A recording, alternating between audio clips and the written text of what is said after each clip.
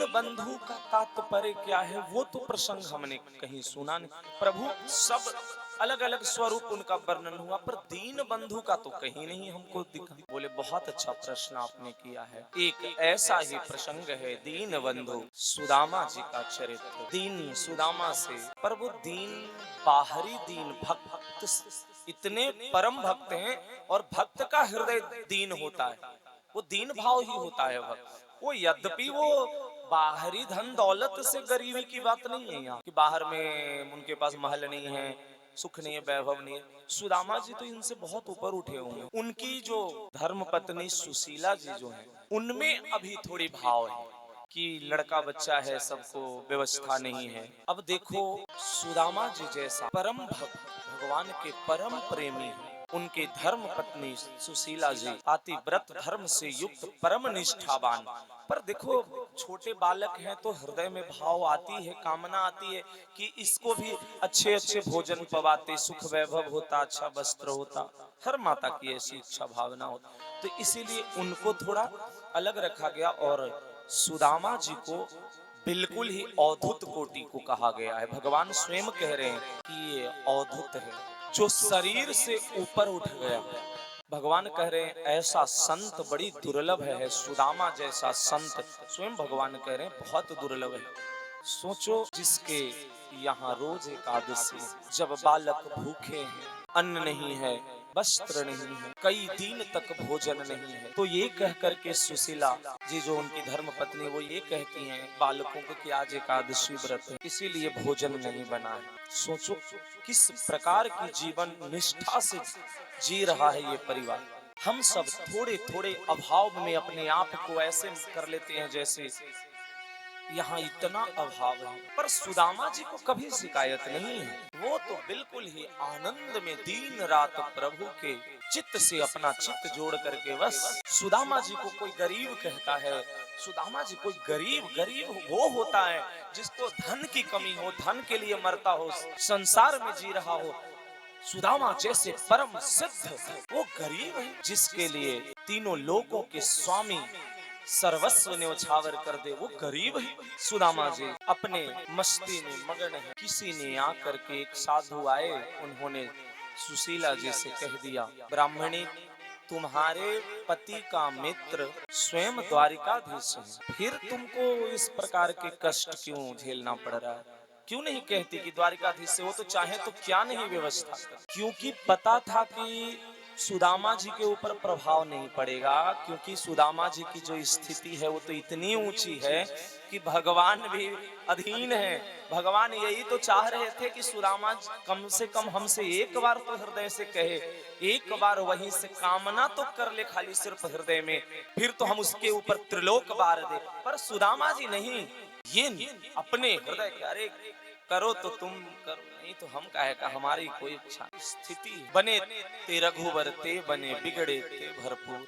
आप बनाओ, बनाना है तो, नहीं तो मत, हम नहीं मरेंगे। ये भाव है सुदामा जी। तो उनकी धर्म पत्नी को, धर्म पत्नी जब सुदामा जी आज आए बाहर से, बोले आप सही सही बताइए, क्या आपके मित्र द्वारिकाधीश श्री कृष्ण है?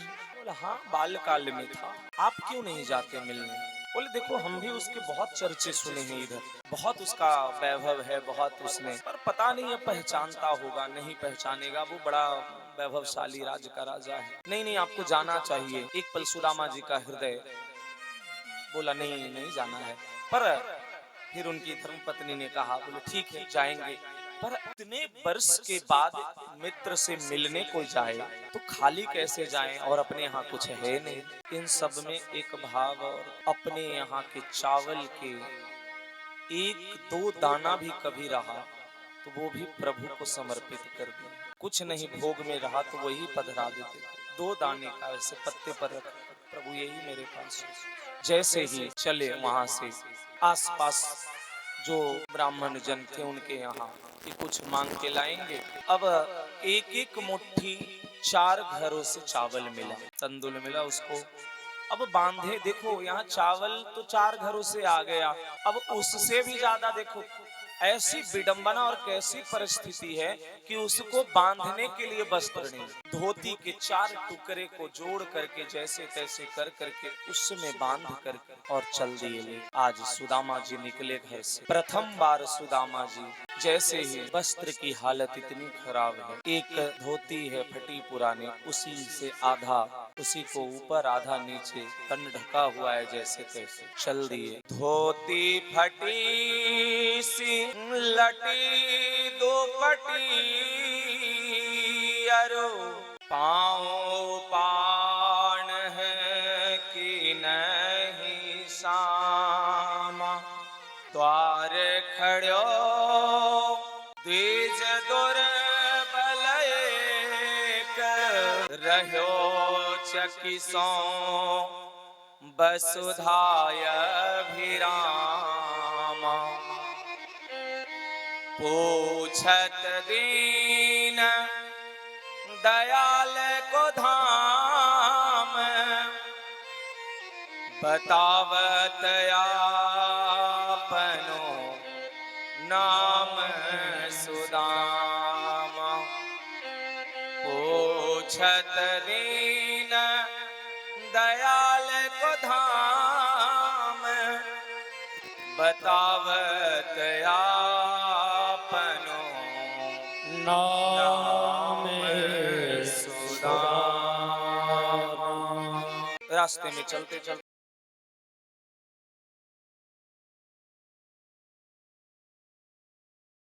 द्वारिका में उनको उसी तंद्रा के अवस्था में द्वारिका के एक महल के सामने के बगीचे के वृक्ष के नीचे ला करके बैठा दिया। प्रभु बोले कुछ तो रास्ता आसान कर दें, ऐसे परम प्रेमी जिनके सामने आज हमारा भी कुछ नहीं। सुदामा जी के वर्णन करते हुए भगवान सुखदेव जी कह रहे हैं महाराज परीक्षित से कि ये भक्ति सहज में नहीं हो सकता, इतना अद्भुत स्वरूप है भक्ति का कि जहां अपनी तन के एक एक वृत्ति को समर्पित प्रभु के लिए, अपने मन की एक एक वृत्ति को समर्पित, अपने रक्त की सींच सींच करके प्रभु के लिए रक्त सींचना, जैसे दिन रात भूखे प्यासे हर ताप को सहते हुए प्रभु के लिए, ऐसा भक्त के सामने भगवान अपने को बहुत छोटे मान लेते हैं। इस प्रकार के भक्त के सामने, क्योंकि ये बहुत दुर्लभ है, अति दुर्लभ है।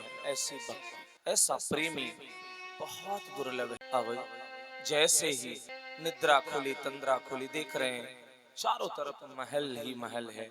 जो वृक्ष के नीचे था वो वृक्ष भी नहीं है, वो अलग ही था, और ये यहाँ बिल्कुल बड़ा रमणीक सा सुंदर सा वाटिका जैसा। उन्होंने इतने में एक दिखा उनको द्वारिकावासी, क्योंकि सीधे द्वारिका में प्रभु ने प्रवेश करा दिया। ये किस लिए किए प्रभु ने? एक पग भगत तो जब बढ़ता है तो प्रभु 50 पग आगे अपना बढ़ा देते हैं। हम बढ़ते नहीं हैं आगे, हम उसकी तरफ चलते ही नहीं, और हम कहते हैं कि भगवान हम पर कृपा नहीं करते। हम बढ़े तो एक देख लो, जितने भी महात्मा, जितने महापुरुष हुए, उन सब को बाल्यकाल से लेकर पूरे जीवन संरक्षण भगवान देते हैं। उनका तो कोई परिवार, कोई रिश्तेदार, कोई नातेदार, कोई नहीं। कौन करता है? हर कदम पर, हर पल, हर कभी किसी किसी की प्रेरणा करके, कहीं कहीं तो खुद से। तो हम प्रभु की तरफ बढ़ेंगे तो प्रभु, एक कदम बढ़ो 50 कदम प्रभु आएंगे, बढ़ोगे नहीं तो नहीं। आज सुदामा जी घर से निकले हैं तो प्रभु आधी दूरी भी नहीं पहुंचे थे, इतने में देखा कि सुदामा जी के पैरों में इतने कांटे चुभ गए हैं, इतनी हालत खराब, उनकी दर्द और जो सिसकियां थी वो अंदर तक प्रभु को झकझोर दिया। तो प्रभु सीधे द्वारिका उनको प्रवेश करा दिया। ये क्या है? हम बस मान ले कि प्रभु हर पल हमारे कृपा पात्र हमें बना लिया, पर अगर हम मानेंगे नहीं जब तक नहीं होगा। देखो, मानने से ही बनेगा, ये सिर्फ मानने से होने वाला है, बाकी कुछ नहीं। साधनहीन कछु नहीं जान। देखो, साधन के हीन खुद मान लो और प्रभु को अधीन कर दो, अपने आप को समर्पित करो, प्रभु अधीन हो जाएंगे। अपने को अधीन कितना कर रहे हो वो बात की बात है, पर प्रभु अधीन जरूर हो जाएंगे। पर साधनहीन मानना पड़ेगा, दैन्यता लाना पड़ेगा, बिना दैन्यता के काम नहीं बनेगा। बताया द्वारिका में है, आप दिख नहीं रहा, चारों तरफ महल है, चारों तरफ इतना वैभव है। अच्छा, तो कन्हैया का महल कहाँ होगा, कन्हैया का घर किधर है, कौन कन्हैया भाई, उसका कुछ तो बताओ, मकान नंबर, घर नंबर, गली है, उसके पिता का नाम, ये सब कुछ तो बताओ। कन्हैया, तो कन्हैया तो वहां भाई, कन्हैया तो हमारे वृंदावन में, वहां कहाँ, वहां कौन जानता है, वहां कौन कहेगा कलुआ है, कनुआ है, चित्त चोर, माखन चोर, ये सब तो यहाँ। फिर उसको सुदामा जी आवाज दिए, अच्छा कृष्ण। अब वो नाम सुन के पूरा अपना मुंह बंद कर रहा है, अरे ये क्या बोल रहे हो तुम, कृष्ण ऐसे नाम नहीं उनको लेते हैं। तो राजा धीराज, त्रिलोकी नाथ, प्रजापालक, भक्त वत्सल, द्वारिकाधीश, और कई उपमा उसने बहुत लंबा लगा दिया। बोले इतना बड़ा नाम रख लिया कन्हैया ने। बोले देखो प्रभु, हमें तो इतना बड़ा नाम, हमको ना तो मेरे बस की बात है याद करना, और ना हम तो उसको कन्हैया जानते थे, और कृष्ण एक तो चलो कौन सा महल ये बता दो उसका। ये सब महल है, चले जाओ कहीं चले जाओ, सब उन्हीं की महल है। संजोगवश सुदामा जी सीधे रुक्मणी जी की महल में चले गए। भागवत जी में वर्णन है कि वो सीधे महल के अंदर प्रवेश कर गए, पर जो भाव है महापुरुषों के और कवियों का भाव में कि द्वारपाल ने रोक दिया है, पर भागवत जी में नहीं है। भागवत जी में सीधा महल में प्रवेश हुआ है। उसका एक बहुत सुंदर व्याख्या है और अच्छा प्रसंग है, क्योंकि सुदामा जी को अगर भगवान रोक देते, ये भगवान के भी बस की बात नहीं थी आज, क्योंकि प्रभु इतने व्याकुल हैं सुदामा जी के लिए कि ये वही जान सकता है जिसके हृदय पर बीता है। जैसे ही द्वारपाल ने रोका, पूछा भक्त और भगवान के बीच में कोई, देखो देखो ये गरीबी, ये गरीब बोलो मत, गरीब से हमें बड़ी चुभता है, कोई सुदामा जी को गरीब कहता है। चलो ठीक है, भाव है, भाव में कर। कृष्ण के दर पर विश्वास लेके आया हूँ, मेरे बचपन का यार है मेरा श्याम, यही सोच कर मैं आस लेके आया। अरे द्वारपालो कन्हैया से कह दो, अरे द्वारपालो कन्हैया से कह दो, अरे सुदामा गरीब गया है। बड़ा आश्चर्य हो रहा है सबको, कौन ये अवधूत कोटि का महल में सीधे प्रवेश कर रहा है। भाव है द्वारपालों का, तो ठीक है बताया कि एक बड़े ही अजीब स्थिति में एक आकर के कह रहे हैं कि हम मित्र हैं, आपका सीधे नाम लेकर के कह रहे हैं प्रभु, हमें तो कहने में संकोच लग रहा है। तो बोले नाम उसने क्या बताया, सुदामा। बोले सुदामा, देखो प्रभु तो सब अंतर्यामी जान ही रहे हैं। सुदामा, बस भाग के वही 7 ड्योढ़ी पार करके प्रभु जाते हैं वहां, जो इन्होंने पद में जो वर्णन था वो उन्होंने भजन में कर दिया। लेकर के आए जब उनको अपने सिंहासन पर बैठा रहे हैं, बराबर में नहीं बैठा रहे हैं, अपने सिंहासन पर और अपने नीचे बैठे हैं। आज सुदामा जी द्वारिकाधीश हैं और द्वारिकाधीश सुदामा है। आज कौन कृष्ण है और कौन सुदामा? आज सुदामा जी सिंहासन पर बैठे हैं। यही रुक्मणी जी का जो भाव है, और कि ये किस श्रेयाहीनेन लोकेस्मिन् किमनेन कृतम पुण्यम तेन भिक्षुना, मतलब कौन इतना पुण्य करके आया है, कितना पुण्य होगा। यहाँ जब इंद्र आदि भी आते हैं तो नतमस्तक होते हैं प्रभु की चरणों में। ये कौन है जिसके लिए भगवान कभी दौड़ कर नहीं जाते, वो दौड़ करके गए हैं, ला करके अपने सिंहासन दे दिया है। ये कौन पुण्यात्मा, कौन आ गया, कौन अवधूत कोटि का महात्मा, कैसा, मतलब किसी के पास शब्द नहीं। रुक्मणी जी खुद स्तब्ध हैं, ये कौन है। अंतर मन में तो रुक्मणी जी, बाकी सबको नहीं, पर रुक्मणी जी को पता है सुदामा जी कौन है क्या, उनको तो सब पता है, बाकी किसी रानी को नहीं। जैसे ही प्रभु ने उनके नीचे थाल लगा दिया चरणों के, और रुक्मणी जी गई दौड़ करके लाने जल, तब तक प्रभु ने उनके जैसे ही नीचे चरण को छुआ, सुदामा जी की सिसकियां निकली दर्द से, क्योंकि पूरे पैर में इतने कांटे बिंधे हुए थे कि मतलब कहीं जगह नहीं बचा है, फोड़े पड़ गए, बड़े बड़े फोले हैं उसको, उस सब में रज और मिट्टी भरे हुए। प्रभु को ऐसे दर्द हो रहा है, आज प्रभु को लग रहा है कि हमसे दुर्भाग्य शायद किसी को होगा जिसका परम प्रेमी को इतना कष्ट हुआ होगा। कैसे बिहाल विवाइन ते पगी कंटक जाल लगे पुन जोए, हाय महादुख पायो सखा तुम आई इतना किते दिन खोए, देखी सुदामा की दीन दशा, देख सुदामा की दीन दशा, करुणा करे के करुणा ने रोए। मानो गंगा यमुना सब प्रवाहित हो गए प्रभु के आज नयनों से, और सुदामा जी इस प्रकार प्रभु को कष्ट करते देख उनको भी उतनी ही पीड़ा हो रही है कि मेरे लिए इतने बड़े सम्राट चक्रवर्ती राजा द्वारिकाधीश, यद्यपि वो भी सब जानते हैं, वो भी सब जानते, पर प्रेमी का गोपियों को सब पता था मेरे, पर प्रेम की भाव में फिर बाहरी सत्ता भूल जाती है, और बाहरी सत्ता में है तो भाव भूल जाते हैं, पर स्थिति एक ही रहता है, जो मेरा वही मेरे प्रियतम का, जो प्रियतम का वही मेरा।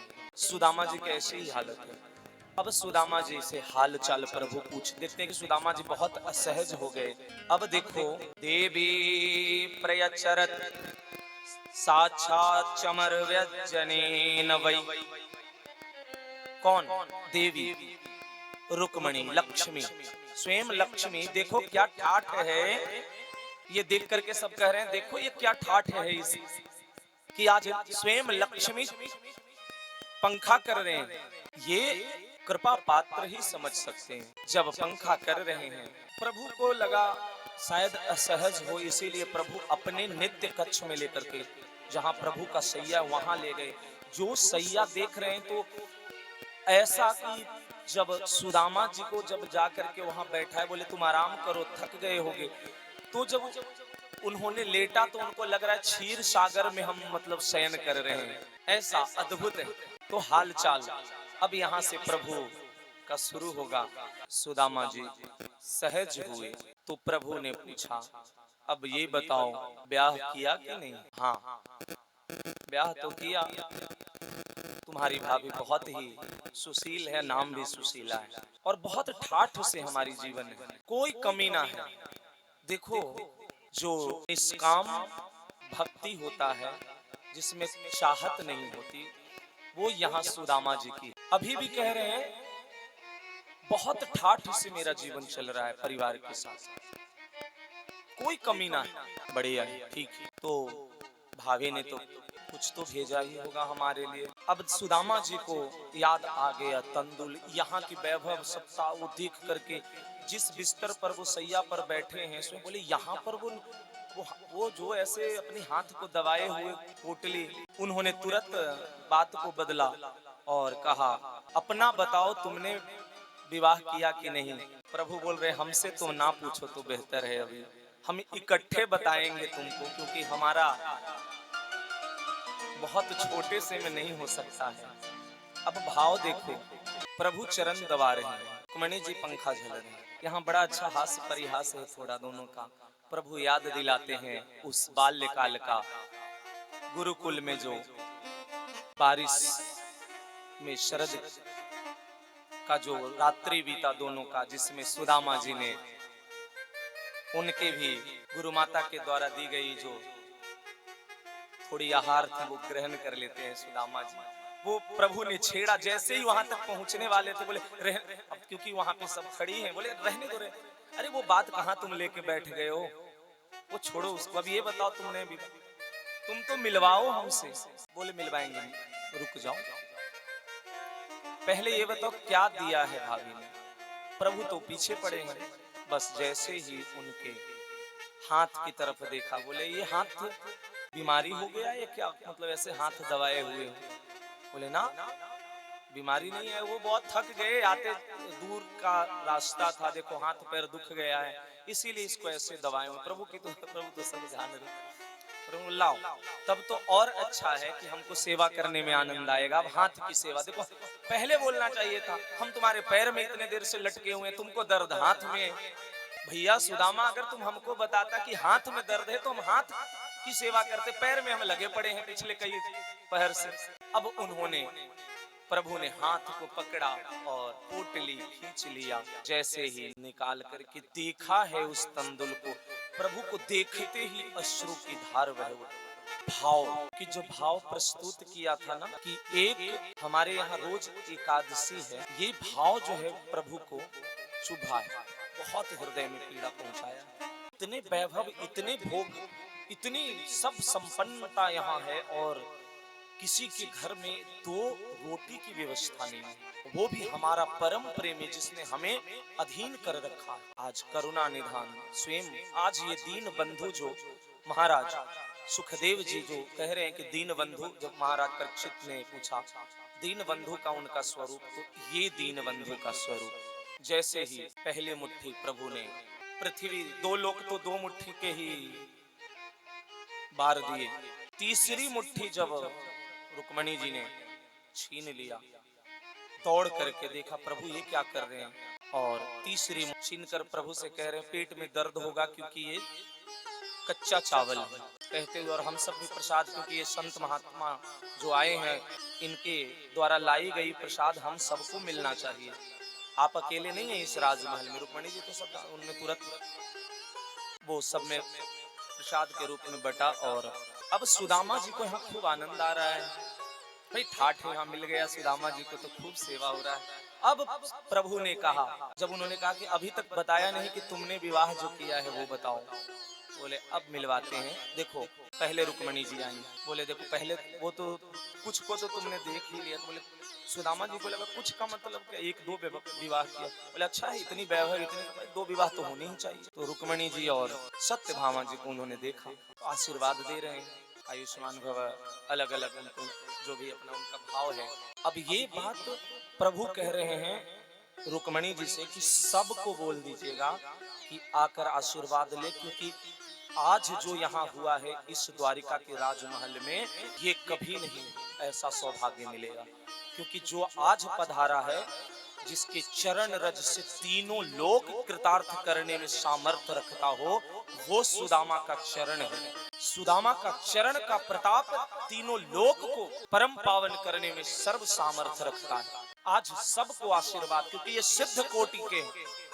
यही समझना है हमें, जो हम गृहस्थ और विरक्त का जो भेद लेकर बैठे रहते हैं ना, कि भजन करना यही है। उनके भी धर्मपत्नी और बच्चे हैं, पर वो पहले इतने ऊंची स्थिति प्राप्त कर चुके हैं कि उनकी सब सामने होते हुए किसी से कोई आसक्ति, कहीं बहुत ऊपर उठ गए हैं, बहुत ऊंची सिद्ध स्थिति है, जहां भगवान अपने को उनसे लघु मान रहे हैं। इससे ऊंचाई और प्रेम और भक्ति में क्या हो सकता है। ठीक है, रुक्मणी जी को आशीर्वाद मिला, सत्यभामा जी को मिला, जामवंती जी को मिला, और बारी बारी से कालिंदी आदि सभी को फिर मिलना शुरू हुआ। अब जैसे ही बोले कि अच्छा, बोले कि कितने हैं अब तो बता दो भैया, तुमने कितने ब्याह किया अब तो बताओ। तो बोले देखो क्या बताना हमें, तुम खुद ही गिन लेना।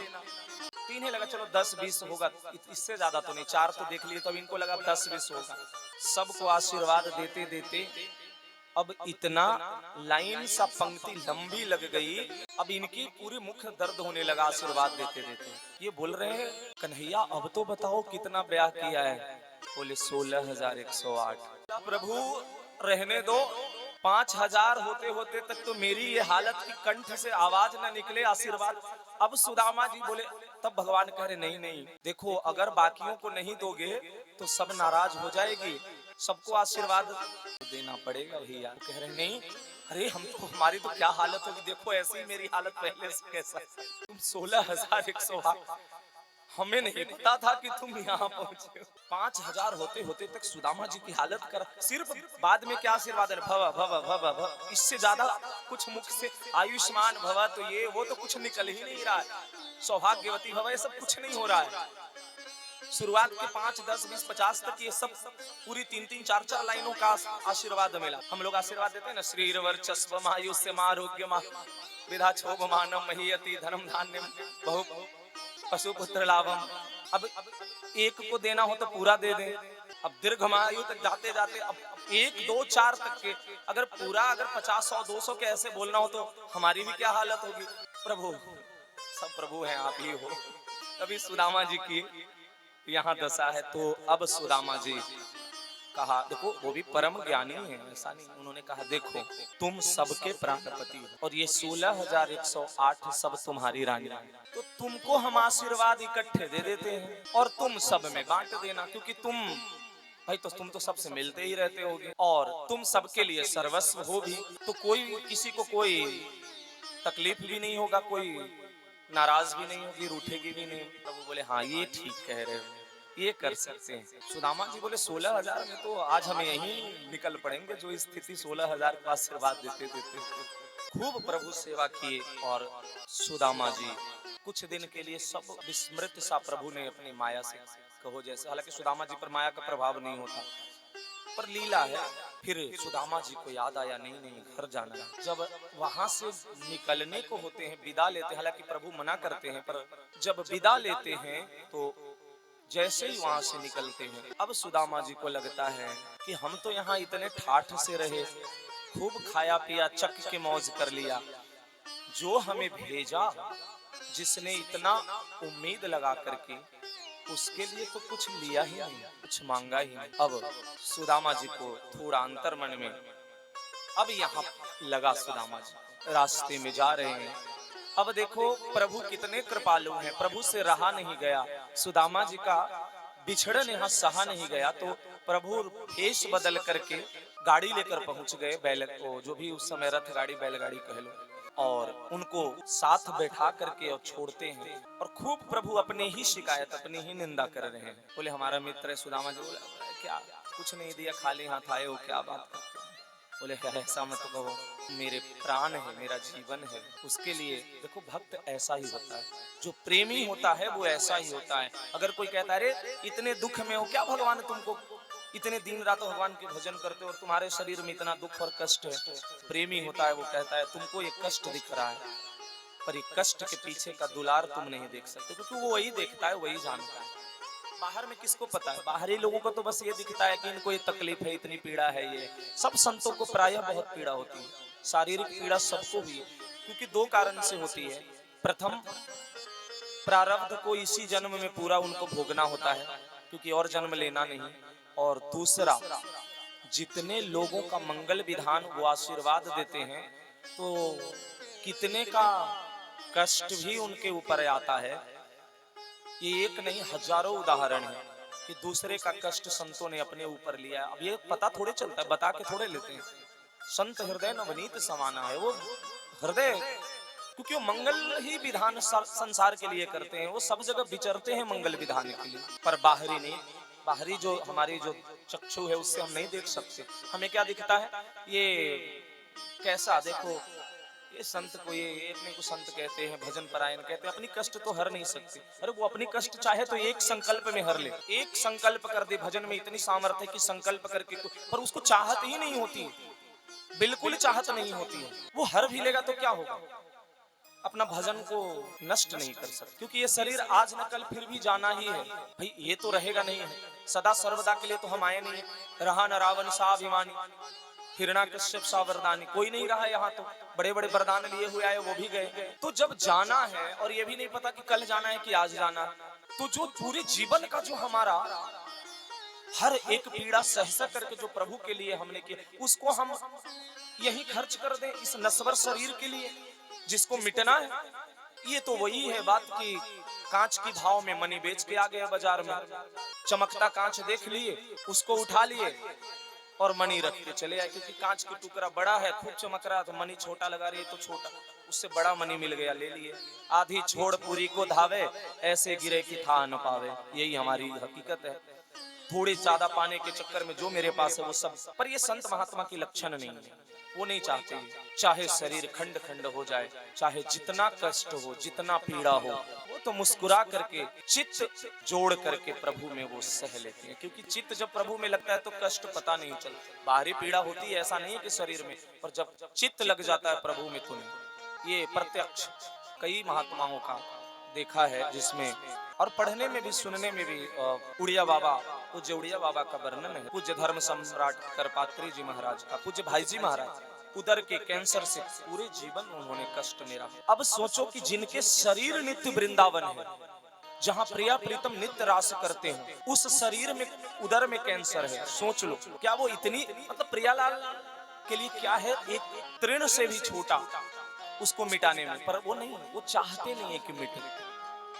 रामकृष्ण परमहंस जी के गले से आवाज नहीं, गले के कैंसर से जल नहीं अंदर जा रहा है। देखो हमें समझना होगा कि जो चिर चिदानंद प्रभु का प्रेम पाना हो और उनकी प्राप्ति का उद्देश्य हो, तो छोटे मोटे ये इन चीजों में फंसना नहीं। अगर यही फंस करके हम अपना बर्बाद करते हैं, थोड़ी सी भोग, थोड़ी सी वैभव, थोड़ी सी सुख मिल गया, बस उसी में रह गए। आज सुदामा जी अब जैसे ही पहुंचे हैं अपनी उनकी कुटिया गांव कुछ दिख ही नहीं रहा, उनको लगा भटक गए। जहां देख रहे द्वारिका की तरफ, बोले फिर द्वारिका वापस आ गए। बोले द्वारिका से निकले फिर द्वारिका ही आ गया, क्योंकि पूरे द्वारिका पूरी बनाया प्रभु ने उनका, पूरी नगरी को। क्योंकि इसका एक रहस्य ये है कि जब विश्वकर्मा जी ने प्रश्न किया प्रभु से कि सुदामा जी के घर समझ में आता है, या उनके निकट संबंधी जो हैं भाईजान, उनके तो समझ में आता है कि आप महल बनाने को कह रहे हैं स्वर्ण युक्त, पर पूरे आप नगर को, गांव को कह रहे हैं, इसका रहस्य। कई लोगों ने तो ठुकराया है सुदामा को, कह किस किस प्रकार से उनको, बोले नहीं तुम नहीं समझ सकते हो, कितने के घर से उसने मांग करके जो तंदुल पाया है, उसके परिवार, उसके बाद उसी से हमारा भोग लगा है, तो उन लोगों के साथ हम अन्याय नहीं करेंगे। जब मेरा भक्त का अगर वहां ऐसा होगा तो क्या सुदामा जैसा परम प्रेमी भक्त सुख से रहेगा? बाकी सबकी झोपड़ी होगी। तो यही भक्त का हृदय। भक्त अपने दुखी होकर के दूसरे को सुखी रखना चाहता है, और संसारी अपने सुखी होकर सबको दुख देखना चाहता है। यही अंतर है संसारी और भक्त, हमें इसी को समझना है। बगल के घर में अगर कोई भूखे प्यासे रो रहा हो और हम अपने घर में 10-20 प्रकार के व्यंजन बना करके पा रहे हो, इसे घोर संसारी तामसी कहते हैं। और अपने यहाँ 10 रोटी में से बना 4 रोटी बगल वाले को देकर के 6 में से 1-1, 2-2 रोटी पा लिए, ये परम प्रेमी है प्रभु, परम भक्त। सबके कुटिया सब महल में बदल गया। सुदामा जी आए, देखिए ऐसा बहुत आनंदित, आज अब खूब सब आनंद में हैं। सब सुदामा जी को धन्यवाद कर रहे हैं, कह रहे हैं सुदामा जी के कारण हम सब, स्वयं लक्ष्मी जी वहां पधार कर सुदामा जी के जो धर्मपत्नी सुशीला जी, उनकी कंचन काया करती हैं, नव युवती। और सुदामा जी की भी, सुदामा जी अपने को देखते बोलते अरे कृपा प्रभु का। सुदामा जी भी जो वहां का राजा रहता है, वो आकर सुदामा जी के चरणों में साष्टांग करता है। भक्त की अवहेलना कुछ समय के लिए करता है, माया का प्रभाव है, पर भक्त भक्त होता है।